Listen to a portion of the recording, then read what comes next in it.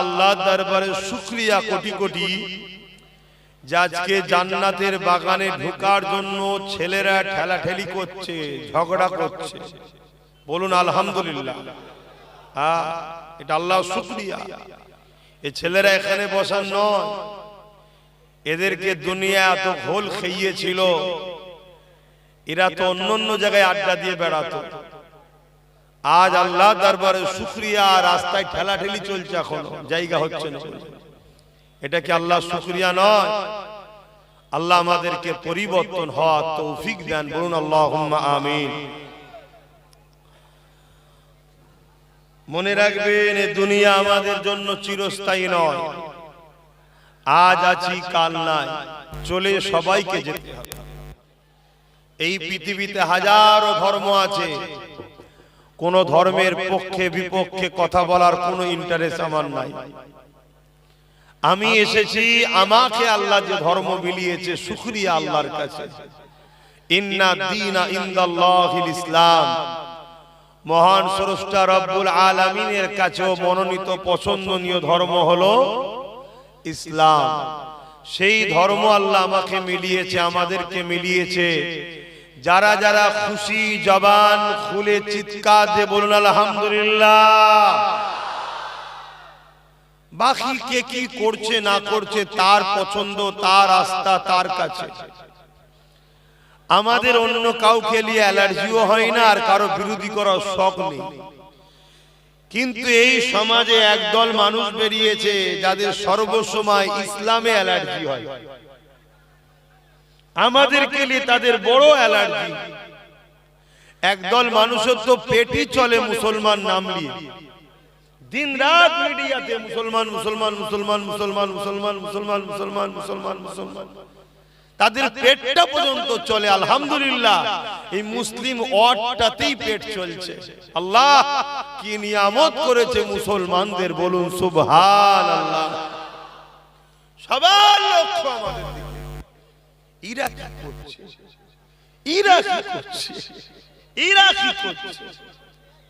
আল্লাহ শুকরিয়া। এটা বাপ, এই ছেলে, এদেরকে একটু বাপ সুযোগ দে। এরা অনেক দূর পর্যন্ত ওদের খবরটা পৌঁছায়, এটাও দরকার। কিন্তু তোরাও একটু লোকের কথা শুনতে হবে। ঝাঁঝ না শুনতে পারলে কারবারি হওয়া যায়। আর আপনাদেরও বলছি, একটু দেন, এরা ঠিকঠাক করে লিখ, এগুলো আগে থেকে করে নিতে হয়। এখানে শুধু আপনারা বলে শুনছেন তা নয়, এই খবর এখন বসে কেউ কাতারে দেখছে, কেউ দুবাইয়ে দেখছে, কেউ আমেরিকা দেখছে, কেউ লন্ডনে দেখছে, কেউ ফ্রান্সে দেখছে, আবার হিন্দুস্তানের বিভিন্ন রাজ্য থেকেও দেখছে। এদের একটা অবদান আছে। আর এখন দরকার জরুরি খবরগুলো মানুষের কাছে একটু পৌঁছাতে হবে। আমি হালাল হারামে যাচ্ছি না, যায় না যায় এর ফতোয়া দিচ্ছি। পরিস্থিতি এখন শিকার হয়ে গেছি আমরা। তো ভাইরা আমার, আজ ইসলামকে টার্গেট করা হয়েছে। এটা নতুন নয়, এটা যুগে যুগে চলে আসছে। তবে মনে রাখবে, ইসলামকে যারা মিটাতে চেয়েছে, আমার আল্লাহ তাদেরকে মিটিয়ে দিয়েছে। জোরে বলুন সুবহানাল্লাহ। কিন্তু প্রশ্ন রয়ে যাচ্ছে, মুসলমান আমাদের কি হবে? ইসলামের অনুসারী আমরা যারা, কেন আমাদের কাছে যে পাওয়ারে আমরা জিতি, ওই পাওয়ারটা এখন বড় দুর্বল। আমার মুরব্বী বাপ বলছিলেন ব্যাটারির চার্জ কমে গেছে। অ্যাকচুয়ালি পাওয়ারটার নাম হলো ঈমান। আমাদের ঈমান বড় দুর্বল। আমরা সামান্য আল্লাহর পরীক্ষাতেই দিশেহারা হয়ে যাচ্ছি। আল্লাহ তো আমাদের পরীক্ষা নেবে, কি নেবে না? নেবে না? নেবে। সমস্ত নবী আলাইহিস সালামদেরকে আল্লাহ পরীক্ষা নিয়েছে। আল্লাহ আমাদেরও পরীক্ষা নেবে। আল্লাহ পাক আমার নবীর সাহাবা হুজুরদেরকে কম পরীক্ষা নিয়েছে, আমাদেরও নেবে। যুগে যুগে আল্লাহ ওয়ালা আলেমে হাক্কানীদের, খোদা প্রেমিকদের আল্লাহ পরীক্ষা নিয়েছে। মনে রাখবেন, আল্লাহ যাকে যত বেশি ভালোবাসে আল্লাহ তাকে তত কঠিন পরীক্ষা নেয়, তাকে তত কঠিন পরীক্ষা আল্লাহ নেয়। ইতিহাস এটাই গাওয়া দিচ্ছে। আর আমাদের গাফলতিরও কিছু দোষ আছে। আমাদের গাফলতির জন্য, কর্মের জন্য অনেক সময় আমাদের ফলগুলো খারাপ হয়। তবে ইতিহাস বলছে এ দিন আমরা বড় সহজে পেয়েছি, তাই আমাদের এই দিনের উপরে গুরুত্ব বড় কম। বড় সহজ আমরা ইসলাম পেয়েছি।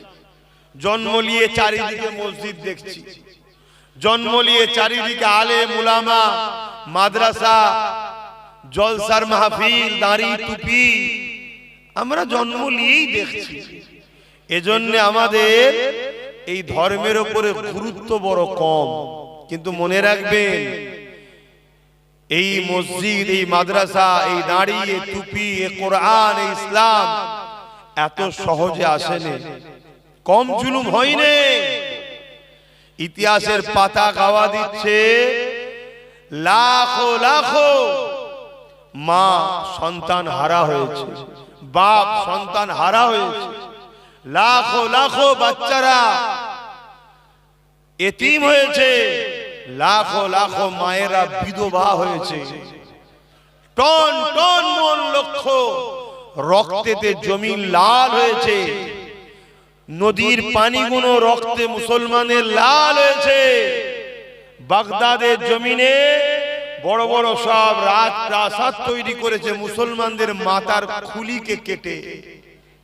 তারপরে কিন্তু ইসলাম আপনারা পেয়েছেন। এই ভারতবর্ষে দিল্লি থেকে নিয়ে লাহোর পর্যন্ত প্রতিটা গাছে দু সাইডে রাস্তা আলেম উলামাদের ঘরে গলায় ফাঁসিতে ঝুলিয়ে দিয়েছে। এত কুরবানির পর কিন্তু আপনারা ইসলাম পেয়েছেন। আজকে সেই ইসলামকে গুরুত্বহীন করে ফেলছি আমরা সব বিষয়ে খোঁজ রাখি, সব বিষয়ে সজাগ। আমার যদি একটু আল বেশি কেটে লাই, তার মাথায় কোপ মারতে দেরি করিনি। আমার এক বিঘা জায়গা মায়ের পেটের ভাই যদি নিয়ে নেয়, তার রাত্রিরে গলা টিপে মেরে দিতে আমরা পিছপা নয়। আমরা সব বিষয়ে সজাগ, শুধু আমার দিনের উপরে আমাদের খেয়াল নাই। আর এই খেয়াল না থাকার দরুন দুই শ্রেণীর মানুষ আমাদের ইসলামকে বড় আঘাত দিচ্ছে, এক প্রকাশ্য আর এক ভেতরের গাদ্দার। যেমন প্রকাশ্য আমার দেশে বিজেপি সরকার আমার ইসলামের বিরোধী করছে না করেনি? আওয়াজ দিয়ে কথা বলবে। তাদের তো অধিকার নাই, তারা দেশের ক্ষমতায় বসে আছে বলে সংবিধান যে ইজাজত দেয়নি সে কাজ তো তারা করতে পারে না। কিন্তু তারা আজ ইসলামের চরম বিরোধী করছে। মসজিদ গুলোকে সব ভেঙে দিচ্ছে, মাদ্রাসা গুলো ভেঙে দিচ্ছে, কবরস্থান গুলো বোলডোজার দিয়ে দখল করে নিয়ে তার উপরে বড় বড় শপিং মল, মদের আড্ডা, আমোদ ফুর্তি, দেহ বিক্রি করা সেন্টার তৈরি করছে। আপনারা খবর রাখেন, তা খবর রাখার আমার কওমের খোঁজ নাই। বড় দুঃখ তো এই জায়গায়। এগুলো তো খেয়াল রাখতে হবে। আমাদের গাফলতির জন্যই কিন্তু এরা মাথায় উঠছে, এরা গাফলতির জন্যই মাথায় উঠছে। আজ কেন্দ্র সরকার একটার পর একটা, কখনো হিজাবের বিরুদ্ধে, কখনো ইসলামের তালাকের ব্যাপারে, কখনো ইউনিফর্ম সিভিল কোড, এরকম নানা রকম আইন তৈরি করে ইসলামকে মিটাবার জন্য উঠে পড়ে লেগেছে। আমি জানি এদের ঘাড়ের মাজাল না ইসলামকে মিটাতে পারে। ইতিপূর্বে অনেকে চেয়েছিল, আল্লাহ তাদেরকে মিটিয়ে দিয়েছে, কিন্তু আল্লাহ আমাদেরকেও ছাড়বে না। আল্লাহ আমাদেরকেও ছাড়বে না। আল্লাহর দ্বীনের যে দুশমন, তাদের মোকাবেলা করার আমাদের দরকার আছে না নাই? হাত তুলে বলুন, আছে না নাই? কিন্তু আমাদের তো খেয়ালই নাই। আমরা মোকাবেলা করব কিভাবে সেটাই তো জানি না। সেদিন ফেরাউন ইসলামের বিরোধী করেছিল, সেদিন নমরুদ ইসলামের বিরোধী করেছিল, সেদিন উতবা, সাইবা, আবু জেহেল, সেদিন এজিদ, সেদিন হিটলার, সেদিন চিঙ্গিস খান, সেদিন এমন করে বুশ ইসলামের বিরোধী করেছিল, আল্লাহ সব মিটিয়ে দিয়েছে না দেয়নি? আল্লাহ দেবে মিটিয়ে। কিন্তু আমরাও যদি ইসলামের পক্ষে না দাঁড়াই, আল্লাহ আমাদেরও মিটাবে না? মিটাবে না। আল্লাহ পরীক্ষা নিচ্ছে আমরা কি করি। আমরা যে বলি আল্লাহ আপনাকে ভালোবাসি, কোরআনকে ভালোবাসি, ইসলামকে ভালোবাসি, আমরা কি করি সেটাও আল্লাহ দেখছে। কিন্তু আমরা সহজে পেয়েছি, গুরুত্ব নাই। অথচ আল্লাহ নবী ইসলামের জন্য কতটা কষ্ট করেছে নবী আমার। এমনও দিন গেছে আল্লাহ নবী এই ইসলামের জন্য, এ যুবকেরা, তরুণীরা, বাপেরা, আল্লাহ নবী রাস্তা দিয়ে কাঁটা বিছানো হয়েছে। নবী পাক যখন সিজদায় পড়ে যেত, নবী পাকের পিঠের উপরে পচা দুম্বার ভুঁড়িকে পর্যন্ত চাপিয়ে দেওয়া হতো। আল্লাহ নবী সিজদা নিতে, তিনি সিজদায় পড়ে সুবহান রাব্বিল আলা তাসবিহকে বাড়িয়ে যেতে, নিঃশ্বাস নিতে নবী পাকের কষ্ট হতো। এত জুলুম অত্যাচার আমার নবী পাকের উপরে হয়েছে। কি জন্যে? আমার নবী মানুষকে ইসলামের বাণী শুনিয়েছে। ইসলাম বলতে একত্ববাদকে বিশ্বাস করা, ইসলাম বলতে নারীদের অধিকার দেওয়া, ইসলাম বলতে ক্ষুধার্ত মানুষকে খানা খাওয়ানো, ইসলাম বলতে বস্ত্রহীনকে বস্ত্র দেওয়া, ইসলাম বলতে জুলুম মুক্ত সমাজ গড়া, ইসলাম বলতে সন্ত্রাস মুক্ত সমাজ গড়া, ইসলাম বলতে নেশা মুক্ত সমাজ গড়া। এ যুবকেরা, আমরা মনে করি ইসলাম মানে দাড়ি, টুপি, নামাজ, রোজা। কিন্তু বড় দুঃখের বিষয়, নামাজ, রোজা, দাড়ি, টুপি এটাও ইসলামেরই পাঠ, কিন্তু এটা ব্যক্তি জীবনের অধ্যায়। কিন্তু ইসলাম সমাজকে দুর্নীতির হাত থেকে মুক্ত করা, জুলুমের হাত থেকে মুক্ত করা, নারীদের অধিকার দেওয়া, মানবতা প্রতিষ্ঠিত করা, পিপাসু মানুষের পিপাসা মিটানো, এটা হলো ইসলামের মূল রাস্তা।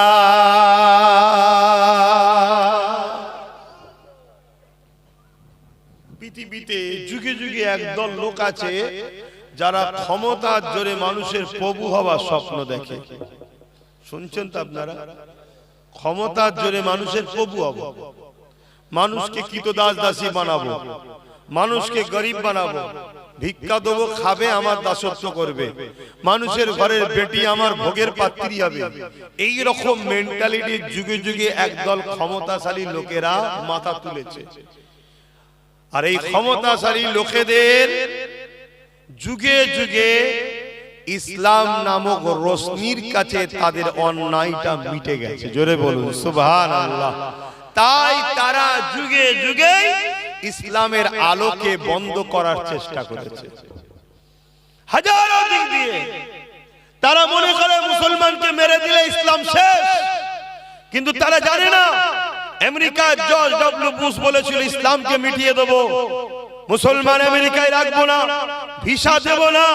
কিন্তু আমার আল্লাহ জর্জ ডব্লিউ বুশের কন্যাকে ইমানের কালেমা পড়িয়ে মুসলমান বানিয়ে হাফেজে কোরআন বানিয়েছে। জোরে বলুন সুবহানাল্লাহ। আজ সেই আমেরিকাই বলছে, ইউরোপ দুনিয়া বলছে আগামী 40-45 মধ্যে সংখ্যা গুরু হবে ইসলাম। জোরে বলুন সুবহানাল্লাহ। ইসলামের সত্যের কাছে যুগে যুগে সন্ত্রাসবাদীদের মিথ্যাচার মিটেছে, ইসলামের মানবতার কাছে যুগে যুগে মানবতা বিরোধীরা মিটে গেছে, ইসলামের ইনসাফের কাছে যুগে যুগে বেইনসাফিকারীরা মিটে গেছে। তাই বেইনসাফি, মানবতা বিরোধী, সমাজ বিরোধী, ইনসান বিরোধী নারীদেরকে যারা শোষণ করা পছন্দ করে, তারা ইসলামকে যুগে যুগে মিটাবার চেষ্টা করেছে। যেমন আমার পশ্চিম বাংলার এই উত্তর 24 পরগনার ভাটপাড়া ব্যারাকপুরেতে একজন মানবরূপী পশু বেরিয়েছে, যার নাম হলো অর্জুন সিং। শুনেছেন তো? সে বক্তব্য দিতে দিতে বলছে ইসলাম নাকি রেপ করাটা ইসলামে কোনো খারাপ পাপ কাজ নয়। বলুন নাউজুবিল্লাহ। বলুন আপনারা কি বলছেন, রেপ করা ভালো? জোরে বলবেন। তাহলে তো বলতে হয় নাউজুবিল্লাহ। কিন্তু এত বড় কথা বললো, এটা সত্য না মিথ্যা? মিথ্যা কথা বলেছে না সত্য কথা বলেছে? ইসলামের উপরে মিথ্যাচার করছে কেন? যাতে করে মানুষ ইসলামকে ঘৃণা করে, মানুষ মুসলমানকে দেখলে মারে। এদের আমাদের পিছনে একটা বিরাট বড় পরিকল্পনা করছে। কিন্তু এর থেকেও বড় দুঃখের বিষয়, এই বাংলায় আমরা যাকে সহযোগিতা করে সরকার বানিয়েছি, এরকম একটা অপদার্থকে আজও পর্যন্ত অ্যারেস্ট করলো না। কি করলো? কি করলো না। উপরন্তু এর বিরুদ্ধে আওয়াজ যদি কোনো সাধারণ লোক তোলে, হয়তো তাকে অ্যারেস্ট করে নিতে পারে। শুনছেন তো নাকি? তাহলে চিন্তা করুন, এরা সব তলে তলে মিলে মিশে আছে। এদের সবার লক্ষ্য একটাই, আমিনা লালের মেসেজকে বন্ধ করো, মোহাম্মদ রসুলের মেসেজকে বন্ধ করো। কেন? মোহাম্মদ রসুল ইনসাফের কথা বলেছে, ইনসানিয়াতের কথা বলেছে, জাস্টিস ন্যায়ের কথা বলেছে, ক্ষুধার্ত মানুষকে খানা খাওয়াবার কথা বলেছে, বস্ত্রহীনকে বস্ত্র দিবার কথা বলেছে। আর আমার কওমের একদল মোল্লা মৌলী সাহেব আছে, তাদের কাছে নামাজ রোজা ছাড়া আর কোনো ধর্মে কিছু নেই, শুধু নামাজ রোজা, নামাজ রোজা, নামাজ রোজা। নামাজ পড়ে পড়ো ৭২টা দল জাহান্নামে যাবে এতিমের হক আদায় না করার জন্য। নামাজ পড়ে পড়ো ৭২টা দল জাহান্নামে যাবে মানুষের অধিকার না দেওয়ার জন্য।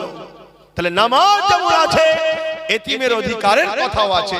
রোজাও যেমন আছে, সমাজে হিন্দু হোক, আদিবাসী, সাঁওতাল, বাগদি, খ্রিস্টান, দুলে, মুচি, যেই হোক না কেন, আল্লাহর সৃষ্টিকে ভালোবাসার কথাও ইসলাম বলেছে। জোরে বলুন সুবহানাল্লাহ। এটাও বলা দরকার আছে না? আমার কথা ভুল বুঝছেন না তো? এই তো আমি মাগরিবের নামাজ পড়লাম, প্রথম যে জলসায় ছিল আপনারা এখানে পড়েছেন। বলুন তো, আমি যদি নামাজ না পড়তাম আপনাদের কারো ক্ষতি হতো? কথা বলে আমার ক্ষতি হতো, আমাকে আল্লাহ ধরতো, এই নামাজ পড়িনি কেন? আপনাদের কারো ক্ষতি হতো? আচ্ছা, আমি বা আপনারা নামাজ পড়েছে, যারা নামাজ, আমরা যারা নামাজ পড়েছি, যারা পড়েছি আমরা, এতে আমাদের নামাজ পড়াতে সমাজের কি উপকার হয়েছে বলুন তো? বলুন, আমরা যারা নামাজ পড়লাম, আমাদের নামাজ পড়াতে সমাজের কি উপকার হলো? আমাদের উপকার হয়েছে। আমরা আল্লাহকে সিজদা দিয়েছি। আল্লাহ নবী বলছেন যে আল্লাহকে সিজদা দেয়, আমার আল্লাহ তার মাথাকে কারো কাছে নত করে না, এবং তাকে আল্লাহ জান্নাতের সম্মানের তক্তায় বসতে দেবে। জোরে বলুন সুবহানাল্লাহ। এবং সে তার রবের কুদরতি কদমে মাথাকে নত করলো। জোরে বলুন সুবহানাল্লাহ। আরো অনেক ফজিলত আছে, সেটা আমার হয়েছে, যে পড়েছে তার হয়েছে। সমাজের কি উপকার হয়েছে বলুন? কিন্তু আমরা যদি সমাজ থেকে নেশা মুক্ত করতাম, যে সমাজে মদ চলবে না, গেঁজা চলবে না, নেশা চলবে না, এটা যদি মুক্ত করতাম, তাহলে সমাজের উপকার হতো না? হতো না? ১০০-র মধ্যে ৮০টা অ্যাক্সিডেন্ট হয় মদের কারণে, ১০০-র মধ্যে ৮০টা ক্রাইম হয় মদের কারণে, ১০০-র মধ্যে ৮০টা পরিবার ডিভোর্স হচ্ছে মদের কারণে। এই মদের কারণে সমাজের যুব সমাজ ধ্বংস হয়ে যাচ্ছে। এই মদের পক্ষে ইসলাম না বিরুদ্ধে? বলুন বলুন।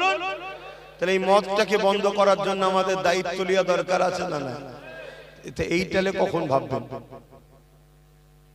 বলুন? তাহলে একটা ব্যক্তি জীবনের কল্যাণ আর একটা সমাজ জীবনের কল্যাণ। নামাজ, রোজা, দাড়ি, টুপি, এগুলো ব্যক্তি জীবনের কল্যাণ। আর মদ, ঘুষ, দুর্নীতি, জুলুম, এটা সমাজ জীবন যদি কোনো বন্ধ করা যায়, সমাজ জীবনের কল্যাণ হবে। আল্লাহ নবী এটা করেছে না করেনি? এই যে আজ আমাদের শুনতে হচ্ছে ইসলামের আখিরে করাটা কোনো পাপের বিষয় নয়, অথচ ইসলাম ইসলাম রেপিস্টদেরকে কি শাস্তি দিয়েছে। এ যুবকেরা যারা ইসলামের নিয়ে মিথ্যাচার করছে, তাদের দলে অনেকে রেপিস্ট নেতা আছে, তারা রেপকারীদের পক্ষ সাপোর্টও করে, রেপিস্টদের জন্য কোটি কোটি টাকা খরচ করে কেসও লড়ে। কিন্তু ইসলাম কি জানিয়ে দিচ্ছে, যারা রেপ করে তাদের জন্য একটাই শাস্তি, তাদেরকে মৃত্যুদণ্ড দিয়ে দিয়া গলা পর্যন্ত পুঁতে দিয়ে পাথরের আঘাত দিয়ে তাদেরকে মেরে ফেলো। কেন নারী হলো মায়ের জাত, যে পুরুষটা মায়ের জাতের সম্মান করতে পারে না, ওই পুরুষটাকে এই জমিনের উপরে বাঁচার কোনো অধিকার নাই। এর নাম হলো ইসলাম। এ যুবকেরা, তরুণেরা, কিন্তু দুঃখের বিষয় আজ আমাদের যুব সমাজ ইসলাম বিদ্বেষীদের দলদাস হয়ে যাওয়ার জন্য, আজকে আমার কওমের মানুষেরা তাদের পিছনে ঘোরার জন্য, তাদের ঝান্ডা ধরে বওয়ার জন্য, তাদের পিছনে হুজুর হুজুর তাদেরকে দলদাস হয়ে যাওয়ার জন্য আজকে তারা বারবার আমার ইসলামের উপরে আঘাত দিতে লেগেছে। কখনো ইসলামকে নিয়ে মিথ্যাচার মিডিয়াতে বলে, কখনো ফিল্ম বানাতে লেগেছে, কখনো এমন করে মিডিয়ার মাধ্যমে, খবরের মাধ্যমে নানানভাবে ইসলামকে নিয়ে মিথ্যাচার করতে লেগেছে। এ যুবকেরা শুনে রেখে দাও, ইসলামের বিরুদ্ধে যত লাগবে মনে রাখবে ইসলামেরই তত ফায়দা হবে। কারণ ইতিহাস বলতে লেগেছে ইসলাম এমন একটা খুশবু, একে যত লড়াচড়া করে তত এর খুশবু ছড়াতে লাগে।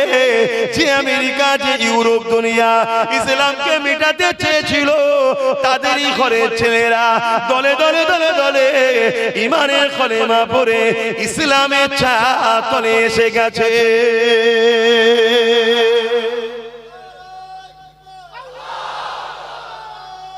আল্লাহু আকবার। কিন্তু আমাদের তো কিছু দায়িত্ব আছে না? না, এই যে ইসলামের উপরে বারবার যে আঘাত হচ্ছে, এর বিরুদ্ধে আমাদেরও কিছু করার দরকার আছে না? না। কিন্তু দুঃখের বিষয় এই জায়গায় আমরা ঘুমিয়ে আছি, আমাদের খেয়ালই নাই, আমাদের খেয়ালই নাই।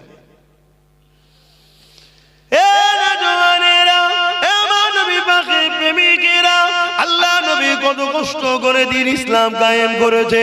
এই জমিনে নারীদের ঘরে তার বাপেরা জন্ত পুঁতে দিত। আল্লাহ নবী তাদের নারীদের বাপেদের কাছে গেছে, তাদেরকে বুঝিয়েছে, তোমরা তোমাদের কন্যা সন্তানগুলোকে জন্তু কেন পুঁতে দাও। ওই সময়তে তারা বলতে লেগেছে, এই আব্দুল্লাহর বেটা মুহাম্মদ সাল্লাল্লাহু আলাইহি ওয়াসাল্লাম, নারীরা কোনো অশুভ, তাদের বাঁচার কোনো অধিকার নাই। এই ছিল তাদের কালচার। এই নারীদেরকে যারা জন্তু পুঁতে দিত, এরা কেউ এক আল্লাহকে মানত না, এরা কেউ ইসলামের পক্ষে ছিল না, এরা নিজের হাতে হাজারো নকল খোদা তৈরি করেছিল। হে যুবকেরা, তরুণীরা, বাপেরা, আমার রাসূলুল্লাহ তাদেরকে বোঝাতে লাগলো, না না না না, নারী কখনো অশুভ নয়। মহান স্রষ্টা যিনি পুত্র সন্তান দেয়, তিনি কন্যা সন্তান দেয়। কন্যা এজন্য বানিয়েছে, পুত্র এজন্য বানিয়েছে, নারী পুরুষের মাধ্যমে এই জমিনে মানুষ জাতির বিকাশ ঘটবে। তাই কন্যারও সম্মান আছে, পুত্র সন্তানেরও সম্মান আছে। তবে আমি রাসূলুল্লাহ জানিয়ে দিই, কারো ঘরে যদি প্রথমে কন্যা সন্তান হয়, এর মানে ওই বাবাটাকে, ওই আব্বাটাকে মহান স্রষ্টা জান্নাতে সুসংবাদ দেয়। আরো জোরে বলুন সুবহান। ইসলাম নারীকে যে সম্মান দিয়েছে, ইসলামের মোকাবেলায় কেউ আসো না দেখি নারীকে সম্মান দিয়েছো বলো। শুনছেন? কিন্তু তারপরও ইসলামকে বারবার আঘাত খেতে হচ্ছে না, হয়নি? ইসলামের উপরে মিথ্যাচার হচ্ছে না, হয়নি? এর জন্য দোষী কারা? কথা বলুন। আমরা দোষী। কেন? আমরা ইসলামের উপরে খবর রাখি না, আমরা নিজেরা ইসলামের উপরে জিন্দেগি কাটাই না। আমরা ইসলামকে নিয়ে অতটা চর্চা করি না, আমরা ইসলামকে নিয়ে অতটা দরদ দেখাই না, আমরা ইসলামকে নিয়ে অতটা ভাবি না যতটা ভাবি ইসলাম বিদ্বেষী গুণের গদিকে বাঁচাবার জন্য, যতটা ভাবি ইসলামের দুশমনদেরকে টিকিয়ে রাখার জন্য। তার সামান্য পার্সেন্ট আমরা ইসলামের পক্ষে ভাবি না। এজন্য আজকে তারা এই সুযোগে বারবার ইসলামের বিরুদ্ধে মিথ্যাচার করার সাহস পাচ্ছে। কিন্তু মনে রেখো, আল্লাহ আমাদের কাছে কিন্তু জবাব নেবে। বান্দা হাত দিলাম আমি, আমার মসজিদকে রক্ষা করলি না, আমার মাদ্রাসাকে রক্ষা করলি না, আমার দিনের দুশমনদের বিরুদ্ধে লড়লি না, উপরন্ত বান্দা আমার দিয়ে হাত নিয়ে কোরআনের দুশমন, মসজিদ মাদ্রাসার দুশমন, তাদের হাতকে, তাদের গদিকে মজবুত করার জন্য তুই তোর ভাইকে কেস দিলি, তোর কওমের ঘর ভাঙলি, তোর ভাইয়ের মাথা ফাটালি। তুই এবারে জবাব দে আমার কাছে। এদিন কিন্তু আসছে, এদিন আসছে। তুই মনে করনি যে বেশ ভালোই চলছে, তো না, আল্লাহ ছাড় দিয়েছে, ছেড়ে দেয়নি। ধরবে, ধরবে। মনে রাখবেন, কারো উপরে জুলুমের ইজাজত দেয়নি আল্লাহ। হিন্দু হতে পারে, আদিবাসী হতে পারে, সাঁওতাল হতে পারে, বাগদি হতে পারে, তাদেরকেও ভালোবাসতে হবে। এর নাম ইসলাম। জোরে বলুন সুবহানাল্লাহ। কিন্তু কেউ যদি আমার দ্বীনের উপরে আঘাত দেয়, আল্লাহ রাসূলের উপরে আঘাত দেয়, তখন কিন্তু তার সাথে আর সম্পর্ক নয়। কথা কিছু বুঝে আসছে? হাত্তাকে আমার বাপ মাও যদি আমার আল্লাহ ও রাসূল কোরআনের বিরুদ্ধে যায়, তখনও তার সাথে আর নয়। কথা মাথায় ঢুকছে? কেন? সবকিছু লেভেল আছে, সবকিছুর উপরে হলো আল্লাহ ও রাসূল, ইসলাম ও কোরআন। মনে থাকবে তো নাকি? এই জায়গাটা হলো রেড জোন। এখানে কোনো রকম কম্প্রোমাইজ চলবে না। তুমি মানুষ, আমি মানুষ, আসো আমরা ভাই ভাই মিলেমিশে থাকবো। সবাই বাপ আদম মা হাওয়া থেকেই তৈরি, কোনো অসুবিধা নেই। তুমি আমার ইসলাম মানুনি, তুমি জবাব দেবে স্রষ্টার কাছে। কিন্তু মানুষ হিসাবে তোমার সাথে আমি বন্ধুত্ব করব, কারবার করব, ব্যবসা করব, উঠা বসা করব, সব ঠিক আছে। কিন্তু আমার দ্বীনের উপরে আঘাত দিলে আর সম্পর্ক রাখা তার সাথে। আচ্ছা বলুন তো, আমরা যদি কারোর উপর আঘাত দিই, সে রাখবে? তাহলে আমারটা তো অন্যায় কিছুই নয়। কি তোমার ভালোবাসায় যদি আঘাত দিলে, তুমি যদি আমার সঙ্গে না মেশো, তাহলে আমার ভালোবাসায় আঘাত দিলে আমি তোমার সঙ্গে মিশবো কেন? ঠিক না? হায় রে বাপেরা, মন দিয়ে শোনেন, আল্লাহ নবী অনেক কষ্ট করেছে ইসলামের জন্য। আল্লাহ নবী যখন মক্কার মানুষদিগকে বুঝাতে লেগেছে, এ মক্কার মানুষেরা, নারীগুলোকে জেন্দ জেন্দ পুঁতে দিও না, নারীগুলোকে বাজারে নিলামে তুলে দিও না, নারীগুলোকে বিক্রি করে দিও না। মক্কার জালিম অত্যাচারী আবু জেহেল, উতবা, সাইবা দেখতে লাগলো মুহাম্মদ যে কথা বলতে লেগেছে, এর থেকে আমরা যদি মুহাম্মদকে রুখতে না পারি, তাহলে আমাদের সাম্রাজ্য মিটে যাবে। কারণ নারীদের উপরে জুলুম করে যারা, তারা তো আমাদের লাঠিয়াল বাহিনী হয়ে কাজ করে। নারীদেরকে ভোগ করে যারা, তারা তো আমাদের দলের হয়ে কাজ করে, আমাদের হয়ে গুন্ডাগিরি করে, লড়াই করে, মারপিট করে। তাই মুহাম্মদ রাসূল যেটা বলছে সত্যই বলছে, কিন্তু মুহাম্মদ রাসূলুল্লাহকে রুখতে হবে। এ যুবকেরা, আল্লাহ নবী আরো বলেছে, কারো ঘরে যদি পুত্র সন্তান হয়, একটা, দুটো, তিনটে, একাধিক, আল্লাহ নবী কিন্তু বলে না যে সে জান্নাতে আমার সঙ্গে থাকবে। কিন্তু আল্লাহ নবী জানিয়েছে, কারো ঘরে যদি একটা, দুটো, তিনটে পর পর কন্যা সন্তান হয়, এই তিন কন্যাকে পেয়ে বাপ যদি মনে বেজার না হয়, ওই তিন কন্যাকে নিয়ামত মনে করে তাকে লালন পালন করে বিবাহটা দিয়ে দেয়। আল্লাহ নবী জানিয়ে দিলেন, ওই তিন কন্যার বাবা আর আমি রাসূলুল্লাহ আল্লাহ পাকে জান্নাতে দুটো আগুন তুলে নবী দেখিয়েছে, পাশাপাশি জান্নাতে থাকবো। আরো জোরে বলুন সুবহান আল্লাহু আকবার। দেখুন আমার নবী আমাদেরকে কিভাবে শিখিয়েছে। দেখুন, নারীর তারিফ হচ্ছে পুরুষরা তাকবীর দিচ্ছে। কি নারীর তারিফ হচ্ছে পুরুষরা তাকবীর দিচ্ছি। এই আদর্শ ইসলামের। কেন নারী মায়ের জাত, মায়ের জাতের সম্মান করতে হবে। কিন্তু আজকে যারা ইসলামের নামে এই মিথ্যাচার করছে, ওই বিজেপির অর্জুন সিং তার দলের যেখানে পাওয়ার চলছে, মণিপুর হোক, উত্তরপ্রদেশ হোক, গুজরাট হোক, আসাম হোক, যেখানে যেখানে চলছে সেখানে সেখানে নারীরা সুরক্ষিত নেই, সেখানে নারীদের উপর অত্যাচার হচ্ছে, নারীদেরকে রেপ করা হচ্ছে, নারীদেরকে খুন করা হচ্ছে। তোরা নিজেরা নারীদের ইজ্জত দিতে পারিস না, তোরা নিজেরা নারী বিদ্বেষী, তোরা আজকে ইসলামের উপরে আঘাত দিচ্ছিস, তোদের এই সাহস হয় কি করে? কিন্তু দুঃখের বিষয়, এরাই সাহস পাচ্ছে জাতির যুবকদের জন্য, এ জাতির যুবকদের জন্য। কেন ওরা প্রথমে আমাদেরকে গান দিয়ে, সিনেমা দিয়ে, মদ দিয়ে, নেশা দিয়ে, নারী দিয়ে, ইটা দিয়ে, খেলা দিয়ে, মেলা দিয়ে, লোন দিয়ে আমাদেরকে ঘুম পড়িয়ে রেখেছে। আল্লাহ রসুল থেকে আমাদের ঘরে সরিয়ে দিয়েছে, দিয়ে এবার ওরা লাঠি ঘোরাচ্ছে। শুনছেন? কেন জানে? আচ্ছা আচ্ছা ফেরাউনরা জানে উম্মতে মুহাম্মাদি যদি জেগে থাকে, আচ্ছা আচ্ছা ফেরাউনের রাতের ঘুম হারাম হয়ে যাবে। তাই এদেরকে প্রথম ঘুম পড়াও। ঘুমোবার ডোজ কি? নেশা দাও। ঘুমোবার ডোজ কি? মেলা দাও। ওই নিয়ে ব্যস্ত থাক, ওতে ওরা দিবানা মস্ত হয়ে থাক। এদের খেয়ালই নয় প্যালেস্টাইনে মা বোনকে মিটানো হলো, বিভিন্ন দেশে, ইরাক থেকে, কাবুল থেকে শুরু করে দুনিয়ায় আমাদের বাপ বোন, বাপ বেটিদের ঘরে উজাড় করে দেওয়া হচ্ছে। আমাদের মসজিদগুলোকে ভেঙে চুরমার করে দেওয়া হচ্ছে, মাদ্রাসাগুলো ভেঙে চুরমার করে দেওয়া হচ্ছে। আমাদের খেয়ালই নয়, আমরা খেলা মেলা গান নাচ নিয়েই ব্যস্ত। কথা বুঝছেন না? বোঝেন না? আজ এ থেকে যদি বেরিয়ে না আসো উম্মত, মনে রেখে দিও আমার আল্লাহ তোমাকে আমাকে মিটিয়ে দেবে। ইসলাম কিন্তু থাকবে, যাদের হাতে মিটাবে তাদের মধ্যে থেকেই আল্লাহ ইসলামের লোক বেছে নেবে। দেখলেন না বাবরি মসজিদে যে প্রথম আঘাত করেছিল, তার হাতেই আল্লাহ 100 মসজিদ তৈরি করে নিয়েছে। জোরে বলুন সুবহানাল্লাহ।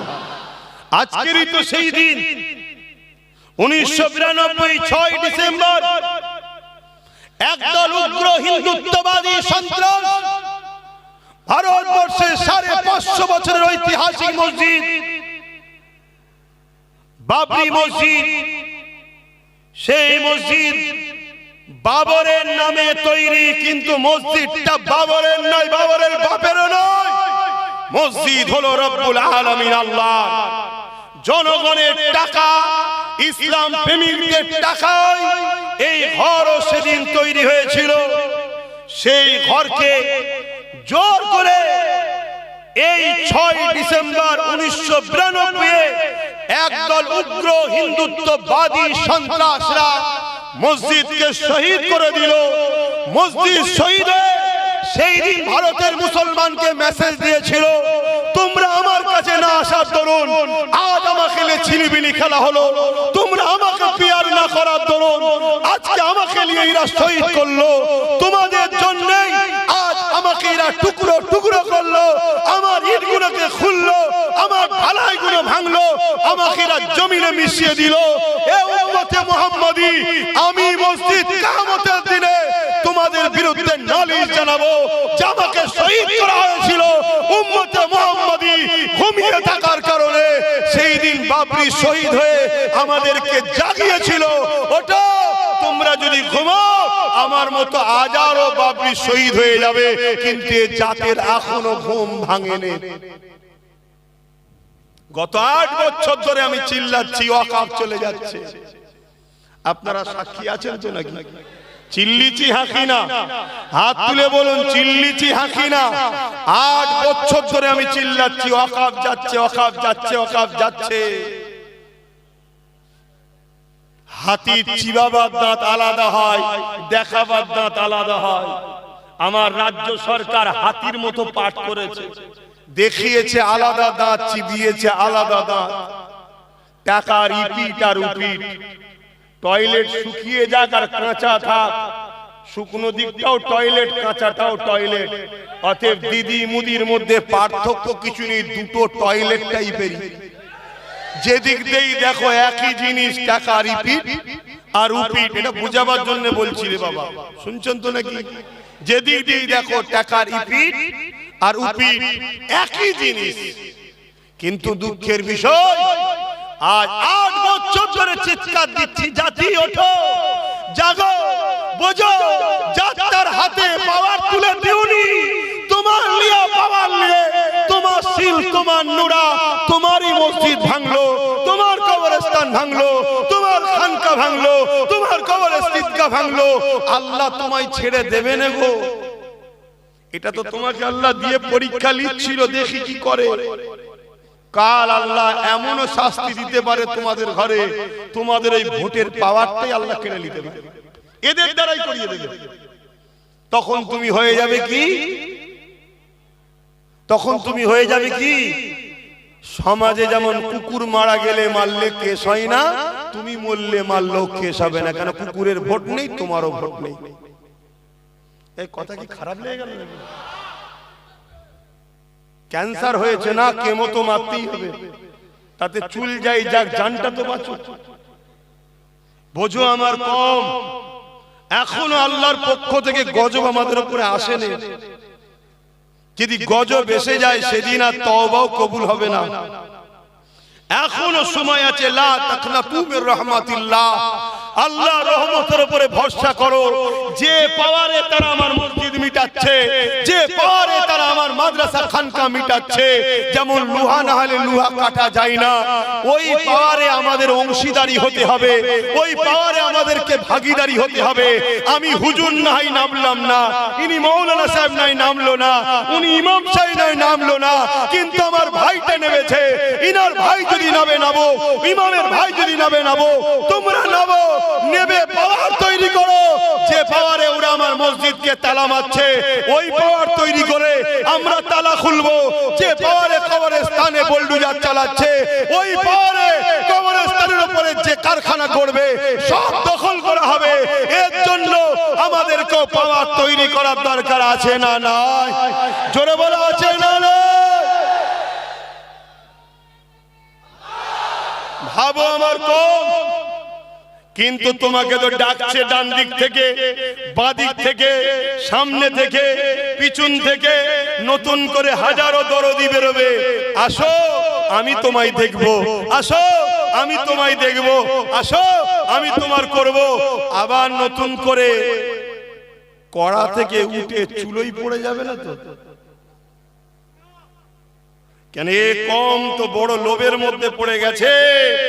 এখন পিছন থেকে কেউ যদি 200-500 কোটি মেরে দেয়, দিয়ে বললো তুই একটা নতুন কিছু করে ফেল, দল টল করে নিয়ে হই হই হই হই শুরু করে দে, দিয়ে আমার থেকে তো সরে যাচ্ছে, তুই একটু কন্ট্রোল কর। আবার যদি নতুন করে কেউ কিছু শুরু করে দেয়, আবার নিয়ে তোমাকে হই হই হই হই শুরু করে দিল। না, ওদিকে যেও না, একটা শর্তে যাও, আমার ঘর আমি দেখব, আমার ঘর আমি দেখব, তোমার ঘর তুমি দেখো, দুজন মিলে একসাথে পাহারা দিই। কথা মাথায় ঢুকছে তো নাকি? আমার কথায় অসুবিধে পেয়েছেন? আচ্ছা বলুন তো ভাই, কেউ যদি মসজিদ মিটাতে চায়, কেউ যদি মাদ্রাসা মিটাতে চায়, কেউ যদি কবরস্থান মিটাতে চায়, এরা ইসলামের বন্ধু না দুশমন? জোরে বলেন। আর আপনি যদি একে ভোট দিয়ে শক্তিশালী করেন, আপনি ইসলামের বন্ধু না দুশমন? আমি সবার মুখে শুনতে চাইছি। তাহলে কেন্দ্র সরকার ওয়াকফ কালা কানুন করে মসজিদ মাদ্রাসা কবরস্থান মিটাতে চাইছে, হ্যাঁ কি না? আপনি যদি ভোট দিয়ে তাকে শক্তিশালী করেন, তাহলে আপনি ইসলামের বন্ধু না দুশমন? ইসলামের দুশমনের কি ঈমান থাকে? আমি বলেছিলাম না একটা কথা কেটে সব ছড়াচ্ছে, দেখেছেন তো? হ্যাঁ দেখেছেন তো? তাহলে আমি জানতে চাইছি, আজকে আমার রাজ্য সরকার মসজিদ মাদ্রাসা কবরস্থানের পক্ষে না বিরুদ্ধে? এটা আমি সবার কাছে জানতে চাইছি, আপনাদের মতামতটা কি? কারা কারা বলছেন মসজিদ মাদ্রাসার পক্ষে রাজ্য সরকার? একটু হাত তুলে দেখাবেন। পক্ষে, পক্ষে, মসজিদ মাদ্রাসার পক্ষে মমতা ব্যানার্জি রাজ্য সরকার কারা কারা বলছেন একটু হাত তুলে দেখান। মসজিদ মাদ্রাসার পক্ষে রাজ্য সরকার? হ্যাঁ, আরে কথা বলছে না তো? এই এত লোক বলছেন মমতা মহাশয়ের বিরুদ্ধে, তাহলে রেড রোডে নামাজ পড়তে যাই কি করতে? ঘুমটা দিয়ে ইফতার খেতে আসে তাও বলছেন বিরুদ্ধে। এটা বেইনসাফি করছেন আপনারা। হ্যাঁ, ও মুখোশটা তখন ছিল, এখন মুখটা বুঝতে পেরে গেছে পেতনি যে কি জিনিস, এখন বুঝতে পেরেছি। ঠিক তো নাকি? হ্যাঁ, এতদিন বুঝতে পারিনি। স্বাভাবিক, না বুঝতে পারাটাই স্বাভাবিক। আমাদের মতো হুজুররাও ভুল করে ফেলেছি। আমরা কি আমরা ভেবেছিলাম 10,000 মাদ্রাসা হবে, আমরা ভেবেছিলাম ডবল ডবল চাকরি হবে, আমরা ভেবেছিলাম ফুরফুরায় ঝিকঝিক ঝিকঝিক করে রেলে করে যাব, এটা ভেবেছিলাম। কিন্তু যখন মুখোশটা উঠে গেছে, ওরে বাবা, এ তো আর এক জাহান্নামের কুকুর। ভুল বললাম নাকি? কারো কষ্ট হচ্ছে নাকি? যদি কষ্ট হয় একটু করে শুনে তুমিও যাবে জাহান্নামে, অসুবিধা কি আছে? কিন্তু শুনে রেখে দাও, তাহলে কেন্দ্র সরকারও ইসলাম বিরোধী কাজ করছে, রাজ্য সরকারও তার আইনের সাথ দিয়েছে না দেয়নি? তাহলে এই জায়গায় যদি কোন নবী বংশের আওলাদ মসজিদ মাদ্রাসা বাঁচাবার জন্য লড়াই করতে গিয়ে জেল খাটে, ওয়াকফকে বাঁচাবার জন্য সুপ্রিম কোর্টে কেস করে, একজন ইমানদার হিসেবে জানতে চাইছি তার সাথ দেওয়া এ জাতির দরকার আছে না নাই? হাত তুলে বলো, দরকার আছে না নয়? লম্বা করে হাত তুলে রাখো, হাত তুলে রাখো। এবারে একটু ডায়ে বাঁয়ে দেখো কেউ হাত তুলতে বাকি আছে কি? দেখো দেখো, কেন গাদ্দার চিনা দরকার, গাদ্দার চিনা দরকার। হাত নামাও। নবীর মাহফিলে বসে দিনের স্বার্থে হাত তুলিয়েছি, মসজিদ মাদ্রাসার স্বার্থে। ঠিক তো নাকি? গাদ্দারি যেন না হয়। যেদিন আমাদের সংখ্যা কম ছিল সেদিন আমরা জিতেছিলাম, আজ সংখ্যা বেশি আমরা মার খাচ্ছি। কারণ কি? বদরে মাত্র 313 জন ছিল, ওই দিন বিজয় আমরা পেয়েছিলাম। ওহুদে ময়দানে 700 জন ছিল, লড়াইয়ের শেষ কিন্তু বিজয় আমরা পেয়েছিলাম। খন্দকের যুদ্ধে আমাদের সংখ্যা কম ছিল, বিজয় আমরা পেয়েছিলাম। এ যুবকেরা, মুতার যুদ্ধেতে মাত্র 3000 আমাদের ছিল, 2 লক্ষ ছিল রোমেদের, কিন্তু বিজয় আমরা পেয়েছিলাম। সালাউদ্দিন আইবি মাত্র 12,000 ছিল, তেমন করে সেলিবিয়াদের 4 লক্ষ ছিল, বিজয় আমরা পেয়েছিলাম। আমার হিন্দুস্তানের বাদশা গরিবে নওয়াজ খাজা মঈনুদ্দিন আজমিরি সংখ্যা 3 একা ছিল, বিজয় কিন্তু আমার মঈনুদ্দিনই পেয়েছিল। আরো জোরে বলুন সুবহান। আর আজকে আমাদের সংখ্যা কত? আমরা যার পাতে তার কপাল খোলে। ঠিক তো নাকি? আমরা যার পাত থেকে নাবি তার কপাল ফেটে যায়। বিগত দিন কেউ বলেছিল মাদ্রাসায় সন্ত্রাস তৈরি হয়, নেবে গেছি কপাল ফেটে গেছে, ধুতি খুলে চলে গেছে। ভুল বলছি নাকি? হ্যাঁ, ওটা আমাদের ডিউটি ছিল না, বা নেবে গেছি। তাহলে আমরা যখন কার পাতে উঠি তার কপাল খোলে, যার পাত থেকে নাবি তার কপাল ফেটে যায়। তাহলে আল্লাহ আমাদেরকে নিয়ামত আল্লাহ করেছে না করেন? কিন্তু এই নিয়ামত থেকে যদি আমরা নিজেরা দালাল হয়ে যাই, আল্লাহ আমাদের থেকে নিয়ামত কেড়ে নেবে না, নেবে না? তাহলে যেদিন সংখ্যা কম বিজয় আমাদের, আর সংখ্যা বেশি গোলামির হাল আমাদের। কারণ কি? কারণ আমাদের মধ্যে গাদ্দার ঢুকে গেছে, গাদ্দার। যদিও বা এক হচ্ছে ছেলেরা, অমনি বীজখানে কোনো গাদ্দার ঢুকে যে বলবে ওরম করা কি দরকার, তোরা যা করছিস সব ডাকাত চলে আসবে, তোরা যা করছিস এই হয়ে যাবে, তোরা যা করছিস ওই হয়ে যাবে। নানা রকম ভাবে আমাদেরকে পিছন থেকে টানছে। আর অথচ রাসূল বলছে আখেরি জামানায়, শুনছেন তো নাকি? এই যে আজকাল যে আবহাওয়া গুলো ঘটছে, কয় বিষয় নবী কিছু বলে যাচ্ছে না, যাই না? হ্যাঁ, সব চলে গেছে। আপনি তো মনে করছেন, আবার বলছে, আপনি তো মনে করেন হুজুর আসবে নামাজ রোজার কথা বলবে, লাস্টে বোতল দেবো ফুঁতে চলে যাবে। ও হুজুর আব্বাস সিদ্দিকী নাই। কেন? আমার নবীর জীবন শুধু ওটা ছিল না, আমার নবীর জীবন ছিল 11 বছর এই জমিনের উপরে যত জুলুম, অত্যাচার, সন্ত্রাস, সমাজবিরোধী, দাঙ্গাবাজ, ফিতনাবাজ, জালিম বাদশা ছিল, তাদের নাম নিশানাকে মিটিয়ে জমিনকে শান্তি প্রতিষ্ঠিত করেছে। তারপরে নবী মেরাজে গিয়ে নামাজ আদায় করেছে। জোরে বলুন সুবহানাল্লাহ। এটা আমার নবীর ইসলাম। শুনছেন তো আব্বা জানেরা? আমি নামাজের বিরুদ্ধে নাকি? না না না, ওটা বলছি। কিন্তু নামাজ পড়ো আল্লাহর কাছে ধরা পড়তে হবে। যদি আপনার গ্রামে কোনো মেয়ে তার বাপ গরিব হওয়ার জন্য বিয়ে দিতে পারছে না, 22, 23, 24 বছর বয়স হয়ে যাচ্ছে, ওই মেয়ে পাপ কাজ করছে। যতগুলো ওই গ্রামে মানুষ আছে, ওই শুধু মেয়ে আর মেয়ের বাপ একা ধরা পড়বে না, ওই গ্রামের সবাইকে কিয়ামত দিন জবাব দিতে হবে। এই কথা শুনছেন? এর নাম ইসলাম। আজকে সেই ইসলামের আলোচনা বন্ধ হয়ে গেছে। এই জন্যই তো আজকে যে যা খুশি করে নিচ্ছে। আসো যুবক, এখনো সময় আছে, ওঠো, জাগো, পরিবর্তন হও, বিপ্লব আসবে, শিক্ষা চেতনা আনবে, চেতনা বিপ্লব আনবে। তাই তোমাদেরকে জানাই, যুগে যুগে ফেরাউন ছিল, যুগে যুগে মুসা আল্লাহ এসেছে পাঠিয়েছে, যুগে যুগে এজিদ আসবে, যুগে যুগে হোসাইনিরাও থাকবে। এজিদ কার নাম? এজিদ একটা স্বৈরাচারী, অত্যাচারী, সারাবি, জালিম, লুটেরা, খুনি, বদমাইশ শাসকের নাম হলো এজিদ। আজকের যে শাসকগুলো আছে, এদের সঙ্গে মিলাও এজিদকে। আজকের দিনে এরাও ছোটখাটো এজিদ হতে আর বাকি নেই। তাহলে আমরা যদি হোসাইনি হই, এদেরকে সাপোর্ট করে হোসাইনের সঙ্গে জান্নাত যাব, এ স্বপ্ন দেখতে পারি না। আজ আমি জানতে চাইছি, কেউ যদি বলে কোরআন শেষ হয়ে যাবে, আমার উন্নতি শেষ হবে না, এ কথাটা সত্য না মিথ্যা? আপনারা কোরআন শেষ হয়ে যাবে মানেন? জোরে বলুন, মানেন? তাহলে কোন জাহান্নামী যদি বলে কোরআন শেষ হয়ে যাবে, এরপরও কোন মুসলমান যদি ওই জাহান্নামীকে সাথ দেয়, তাহলে সে কোরআনের সঙ্গে গাদ্দারি, কোরআনের সঙ্গে বিরোধী, কোরআনের সঙ্গে দুশ্মনী করলো না? করলো না?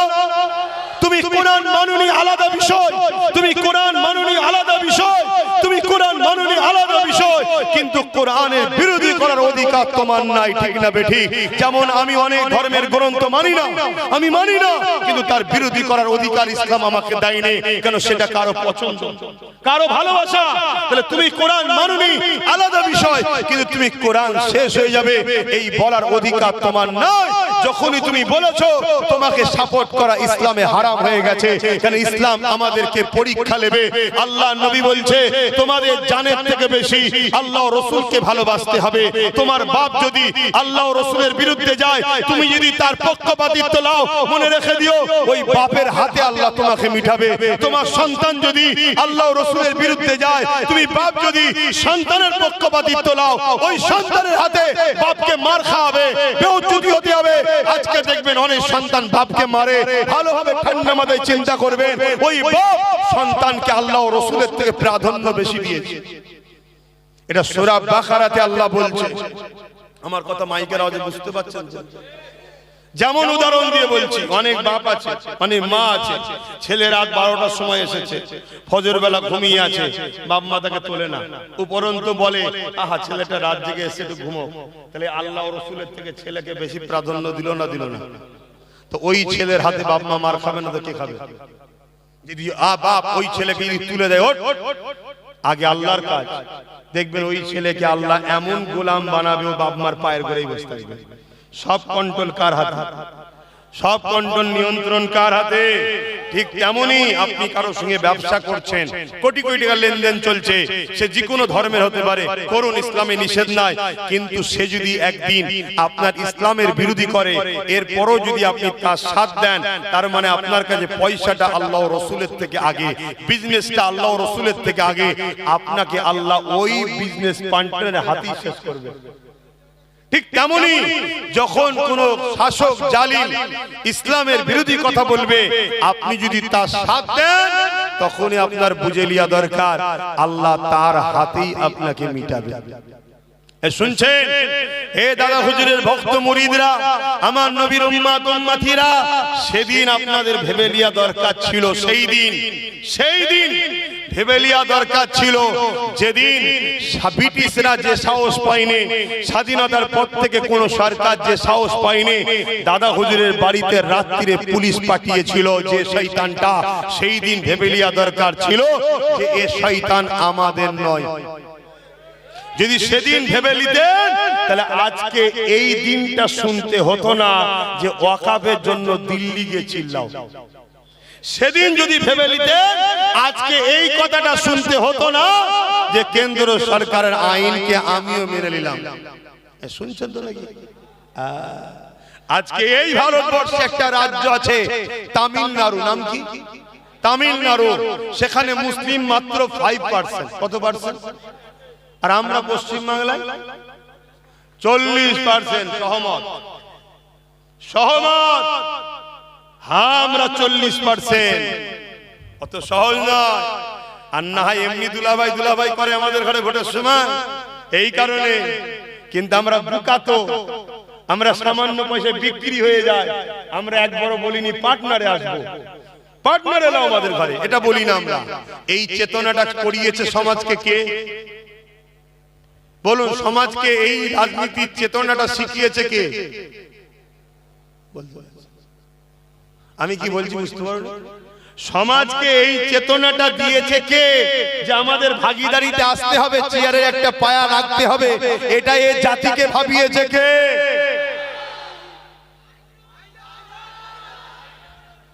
আজকে তো অনেক বেরোবে, দেখছে তো ভালো লাইন এসে গেছে, এখন সব ঝুপঝাপ করে লাভ মারতে যাচ্ছে। কেন? এ জাতিকে আবার একবার বোকা বানাবে, টুকরো টুকরো করবে। কেন? এ জাতি এখন একটা নবী বংশের আওলাদের দিকে ছুটছে। এই ভুল বলছি? কি 24, কি দক্ষিণ, কি উত্তর, কি মালদা, কি মুর্শিদাবাদ, কি নদিয়া, কি দিনাজপুর, কি শিলিগুড়ি, কি মিদনাপুর, কি হাওড়া জেলা, কি হুগলি জেলা, কি বর্ধমান, সব জায়গাতে একটা ব্যক্তিকে এখন সবাই ফলো করছে। এতে জালিমরা ঘাবড়াচ্ছে যে এইভাবে হলে তো আগামী দিন ও ক্ষমতায় চলে আসবে। অতএব ওর কাছ থেকে টুকরো করো। এই টুকরো করারও পরিকল্পনা শুরু হয়েছে। কিন্তু হাই আমার কম, দেখো চুলো থেকে, কড়া থেকে উঠতে গিয়ে চুলোই না পড়ে যাও। ব্যাস এতটুকু কথা বলে গেলাম। অসুবিধা হচ্ছে না তো? আপনারা আমার আব্বাজান সমতুল্য হন, মুরব্বীরা, যুবকরা আমার ভাই হন। ছেলে হিসাবে বাপ মাকে, ভাই হিসাবে ভাই বোনকে বুঝাবার অধিকার আছে না নাই? তাহলে আজ বলো, আমার কথার উত্তর দাও। তাহলে কেউ মসজিদ মাদ্রাসা কোরআনের বিরোধী হবে, তার বিরুদ্ধে লড়াইয়ে কেউ জেল খাটবে, কেউ কেস করবে, তার সাথ দিতে যদি কোনো মুসলমানের আপত্তি হয়, তাহলে সেই জায়গায় সেই মুসলমান নিয়ে একটা প্রশ্ন চিহ্ন থেকে যায় না? যায় না? এরকম গাদ্দার যদি আমাদের মধ্যে থাকে, তাহলে আমাদের ক্ষতি আছে না না? আমাদের প্ল্যান পরিকল্পনা সব জানবে, আর সামান্য পয়সায় গিয়ে বিক্রি করবে। তাই আমাদের প্রথম কাজ হবে নিজের মধ্যে গাদ্দার গুলোকে বেছে বেছে শেষ করে দেওয়া। শুনছেন তো নাকি? হ্যাঁ, ওপেন বলে যাচ্ছি, নিজের মধ্যে গাদ্দার গুলোকে বেছে বেছে শেষ করে দিবা, তবে তোমরা কামিয়াবি পাবে, তার আগে পর্যন্ত পাবে না। গাদ্দার এত ভয়ানক জিনিস, গাদ্দার এত ভয়ানক জিনিস। আমার নবী 1000 লোক নিয়ে লড়াই করতে যাচ্ছে উহুদের ময়দানে। ওর মধ্যে একজন গাদ্দার ছিল, যার নাম হলো রাইসুল মুনাফিক আব্দুল্লাহ ইবনে উবাই। বিচ রাস্তায় 300 জনকে নিয়ে সরে গেল। তাহলে হয়ে গেল কতজন? 700। অচ্চ নবী প্ল্যান পরিকল্পনা নকশা করলে এখানে 50 জন থাকবে, এখানে 100 জন থাকবে, এখানে 200 জন থাকবে, পুরো ঘিরে ফেলেছে। ঠিক তার মধ্যে থেকে হঠাৎ করে একদম পুরো যুদ্ধ শুরু হবে, 300 জনকে নিয়ে সরে গেল। বলুন, যুদ্ধের সিস্টেম ওলটপালট হবে না? হবে না? এই হলো গাদ্দার। এরকম গাদ্দার আমাদের মধ্যে আছে না নাই? সামান্য পদের জন্য, সামান্য টাকার জন্য, সামান্য লোভের জন্য হঠাৎ করে দেখা যাবে গাদ্দার সাইড হয়ে গেছে। হঠাৎ করে দেখা যাবে গাদ্দার আমাদের হয়েছিল, সামান্য জন্য লাভ মেরে পালিয়ে গেছে। এই গাদ্দারকে আগে চিনতে হবে। তবে এটা চিনা কি একদিনে সম্ভব? কি করে চিনবেন? এই লড়াইয়ের মধ্যে দিয়ে আস্তে আস্তে আস্তে আস্তে আস্তে ঠিক চিনা যাবে। আসেন বাপেরা, নওজওয়ানেরা। আচ্ছা, এখানে আরেকটা কথা বলি। আচ্ছা, আমার এই আলোচনায় আপনাদের কারো মনে হচ্ছে না তো হুজুরের ছেলে রাজনীতির কথা বলছি কেন? কি গো আব্বা, এটা মনে হচ্ছে নাকি? এখন আর মনে টনে করার ব্যাপার নেই তো। নেতারা যখন ধর্মনীতিতে ঢুকে পড়েছে, হুজুরদের রাজনীতিতে ঢুকতেই হবে। তুই আমার ঘরে ঢুকিছিস, আমি তোর ঘরে ঢুকবো না? কি? তবে তো তুই বুঝবি পরের ঘরে তুমি কি মারা কত ব্যথা। তখন তো তুই বলবি কি হচ্ছে কি হচ্ছে, হুজুর মানুষ এরকম করবে কেন? আমি তখন বলবো নেতা মানুষ মসজিদ মাদ্রাসা নিয়ে ব্যস্ত কেন? তুই তোর জায়গায় চলে যা, আমরা মনি সাহেবরা আমার জায়গায় চলে যাই কি? তাহলে অনেক সময় কারো বিপদের কারণ না হলে সে তোমায় গুরুত্বও দেয় না। কারো বিপদের কারণ যদি না হও সে তোমার গুরুত্ব দেবে না।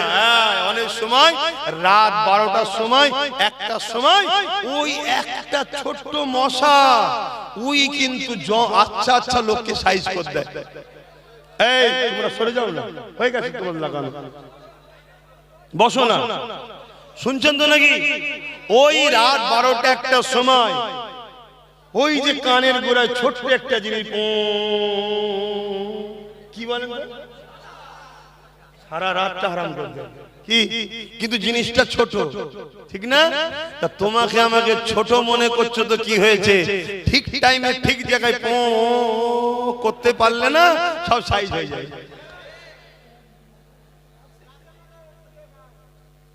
বাপেরা, নজওয়ানেরা, ভুল আমাকে বুঝবেন না, আমি আপনাদেরকে বাঁচাবার চেষ্টা করছি।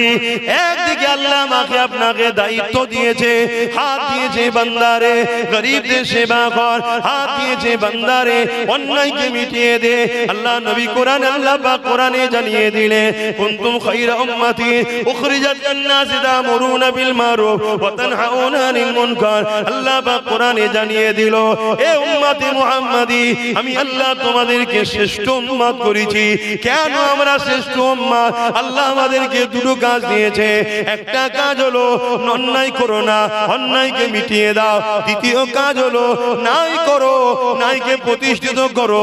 নামাজ যেমন আমাদের কাজ, অন্যায়কে মিটানো, এমন করে নেশাকে মিটানো আমাদের কাজ। রোজা যেমন আমাদের কাজ, খোদার্তদেরকে খানা দিবার ব্যবস্থা আমাদের কাজ। এই যুবকেরা হজ করা যেমন আমাদের কাজ। নারীদের উপরে জুলুম হচ্ছে, এই জুলুমকে বন্ধ করা আমাদের কাজ। মনে রাখবেন, আমার বাংলার একটা কন্যা তিলোত্তমা এমন করে নাম ছিল, সে এতদিন হয়ে গেল আজও ইনসাফ পেল না। কি করে মিলবে? যে মাথায় বসে আছে সেও রেপের পক্ষে, যে রাজ্যে রয়েছে সেও রেপের পক্ষে। এ ওর দোষ দেয়, এ ওর দোষ দেয়। রাতের শেষে দুজনে এক জায়গায় হয়ে বলে, দুজনে মিলেমিশে থাকলে তুইও থাকবি আমিও থাকবি। এখানে গরিবদের পেটিরা লুটে চলে যাচ্ছে। এই জায়গাতে ইসলাম আমাকে জানিয়েছে রোজা যেমন রাখতে হবে, হজ যেমন করতে হবে, দাড়ি টুপি যেমন রাখতে হবে, ঠিক তেমনি নারীদের উপরে জুলুম হলে বন্ধ করতে হবে। এ নওজওয়ানেরা, তরুণেরা, এটা আমাদেরকে ইসলাম শিখিয়েছে। আল্লাহ নবী, নূর নবী, দয়ার নবী ও সাহাবাদের উপরে এত জুলুম কেন করেছিল? এই জন্য জুলুম করেছিল। আল্লাহ নবী গরিবের পক্ষে ছিল, ইনসাফের পক্ষে ছিল, মানবতার পক্ষে ছিল, ইতিমের পক্ষে ছিল, বিধবার পক্ষে ছিল, নারীর পক্ষে ছিল, সভ্যতার পক্ষে ছিল, অধিকারের পক্ষে ছিল।